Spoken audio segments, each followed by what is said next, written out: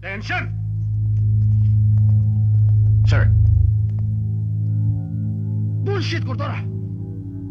bakit sir?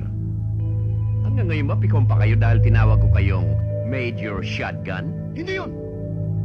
Do you know what you did in my jurisdiction? Ginawa mong tanga ang mga tauhan ko. Anong karapatan mo? And do you realize that that demolition was based on a lawful order?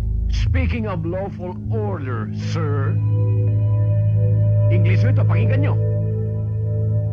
A lawful order becomes unlawful if the lawmen themselves are lawless. Bingo! Kahit na, hindi ka dapat nakialam. Major Francisco, pasalamat ka at naroon kami.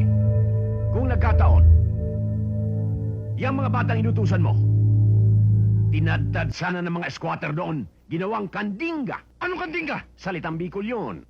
Sa salitang Tagalog, bopis.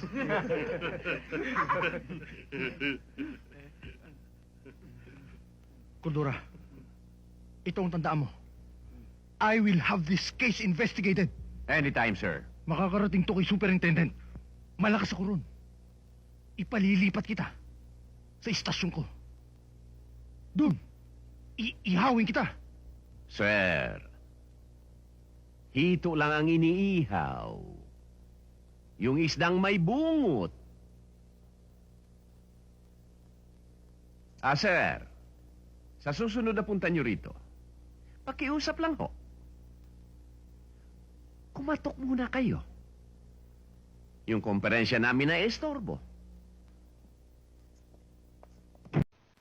Good morning, sir. Nandito ho yung nag-a-apply. Anong pangalan mo?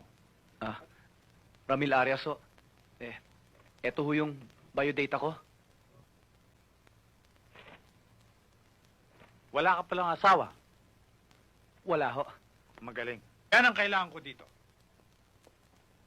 Dati ka palang gym instructor. Tanggap ka na.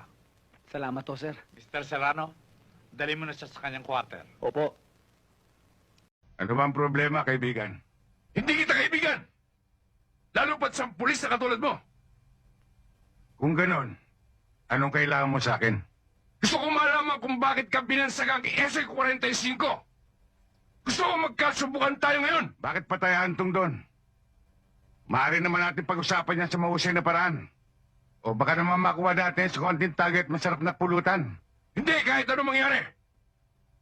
Gusto kong patunayan na yung bansag sa'yo ay isang malaking katarataduhan. Kaya bumunot ka na, Yeseng, para malaman ko na kung gaano kakabilis. Alam mo masakit niyan? Hindi mo na malalaman yun.